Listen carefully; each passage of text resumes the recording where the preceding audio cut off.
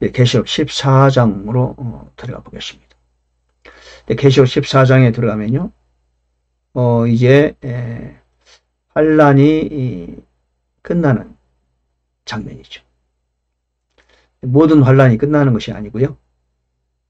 이제 환란 후 휴거 대상자들에 관한 환란이 끝나요. 환란을 통과할 분들은 이제 여기서 끝이 납니다. 물론 환란이 더 남았어요. 그거는 심판입니다. 남아있는 자들에 관한 666 적그리스도 왕국을 향한 심판이 16장에 있는데, 현재 14장은 이제는 환란을 통과할 사람들, 그분들이 이제 그분들이 환란이 다 끝나고 난 다음에 이어지는 장면, 그걸 소개하고 있어요. 한번 살펴보겠습니다. 자, 마지막 복음 전파가 있어요. 14장에 나옵니다. 저는 계시록 14장을 대주제로, 장주제로 마지막 복음 전파로 정했습니다. 복음 전파의 내용이 나와요. 1번은 14만 4천은 하늘에 있고, 천사의 복음 전파 나오고, 짐승의 표 받지 말라는 권고가 있고요. 두 종류의 수학이 소개되고 있습니다. 같이 보겠습니다. 1절에 보니까, 또 내가 바라보니 보라, 어린 양께서 시온산 위에 서 계시고 그분과 함께 14만 4천이 서 있는데 그들의 이마에는 그분의 아버지의 이름이 기록되어 있더라. 그들이 14만 4천 명, 땅에서 입맞았던 그들이죠. 계시록 7장에 나오잖아요. 그리고 입맞는 자는 계시록 9장에 나오죠. 하나님의 인이 있는 자는 해치지 말라. 메뚜기들에게 그런 명령이 내리는 장면이 있죠. 그들이 어느덧 환란이 끝나고 난 다음에 하늘에 올라와 있어요. 시온산 위에 올라와 있잖아요. 땅에서 구속받은 14만 4천 위에는 아무도 능히 그 노래를 배우지 못하는 그런 노래를 부르고 있어요. 이들은 여자들과 더불어 자신을 더럽히지 않은 자들이니 그들은 동정이다. 동정. 여자를, 남자를 알지 못하는. 이들은 어린 양께서 가시는 대로 그분을 따라가는 자들이며 사람들 가운데서 구속을 받아 하나님과 어린 양께 첫 열매가 된 자들이더라.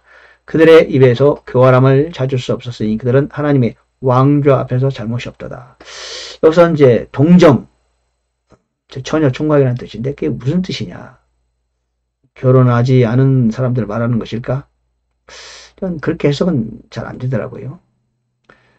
동정이란 뭐냐? 즉 세상에 오염된 적이 없는 사람들, 즉 세상과 짝하지 않은 사람들, 세상을 살아가는 걸 하나님은 간음이라고 그랬잖아요. 그런 죄를 범하지 않은 사람들, 어린 양께서 어디로 가든지 그분을 따라가는 자들이며, 바로 그것이 이제 나오잖아요. 여자와 더불어 자신을 더럽히지 않았다. 이 얘기는 세상과 더불어 짝하지 않고 오염되지 않았다. 이런 뜻으로 봐야 될 것 같아요. 그런 사람들이 14만 4천 명이 환란을 통과하면서 세계 각 지역에 흩어져 있는 사람들이 그 지역에서 환란을 통과하는 믿는 사람들을 돕는 역할을, 즉 사명자 역할을 한 거 아니겠느냐. 14만 4천 명이면 전 세계 인구의 약 5만 명의 한 명꼴이거든요. 5만 명이 한 명꼴. 결코 많은 숫자는 아니죠. 뭐 어느 지방 도시에는 다 포함해서 5만 명밖에 안 되니까 그 중에 한 명이니까 만나기도 어렵죠. 그래서 전 세계에 70억 인구가 있다면은 14만 4천 명이면 약 5만 명대 한 명 정도가 세상에 흩어져서 사명자로 살아가면서 환란을 통과하면서 믿는 사람을 돕고 또 믿게 하고 그런 복음 전도자 역할을 하지 않았을까, 저는 그렇게 보고 있습니다. 어떤 분들은 그 12지파 이름에 12,000명씩이기 때문에 이스라엘 안에 있는 이스라엘 백성들이고 그들의 세계를 흩어졌을 것이다. 그렇지만 그건 조금 합리적인 것 같지 않아요. 언어 문제도 있고 하나님이 택하신다면 각 지역에서 언어가 통하는 사람을 부르셔서 거기서 사명을 완수하게 만들지 않았겠습니까?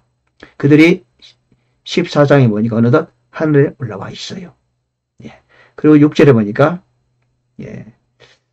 다른 천사가 하늘 한가운데로 날아가는데 그가 땅에 거하는 자들 곧 모든 민족과 족속과 언어와 백성에게 선포할 영존하는 복음을 가졌더라. 즉 영생의 복음을 그들에게 전하는 겁니다.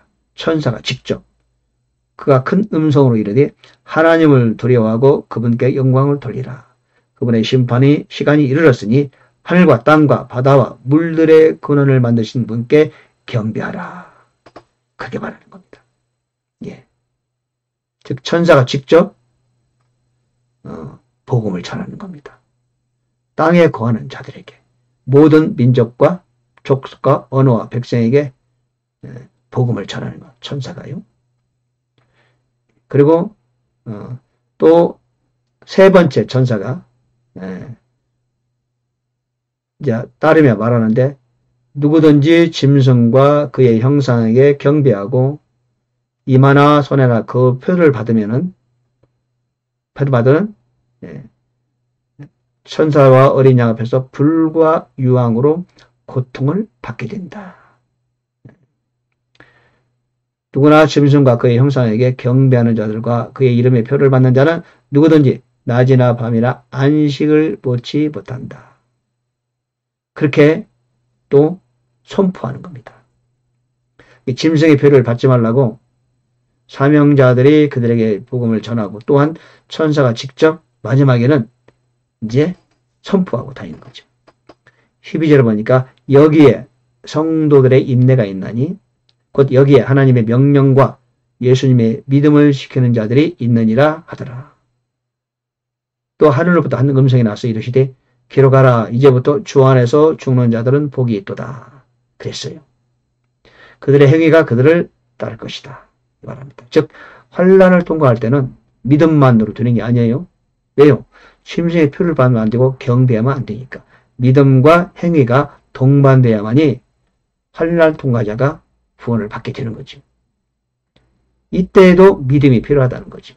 이미 14만 4천은 하늘에 올라가 있지만은 아직 환난 통과자들은 땅에 있어요. 그리고 나서 14절에 보니까 수확하는 장면을 보여줍니다. 두 종류의 수확인데요. 구름 위에 앉으신 분께서 자기의 낫을 땅 위에 휘두르사 땅을 수확하시니라. 그런 거예요.